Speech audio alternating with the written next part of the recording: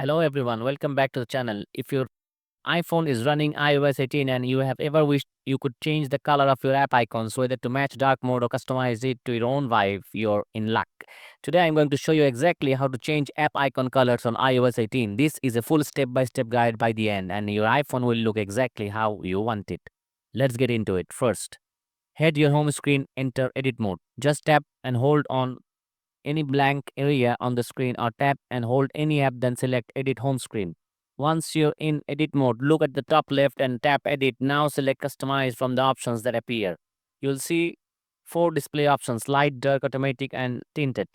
By default, the icons are in light mode. If you want a slicker look, switch to dark mode. If not only changes the app icons but also dims your wallpaper. Don't like the aim or dimmed wallpaper, no problem. Just tap the sun icon to keep the background light mode while using dark icons. The automatic mode adjusts colors based on your system settings, but the real game changer here is the tinted option. With tinted, you get full control. Use the top color slider to pick any color you like and adjust the intensity using the slider below it.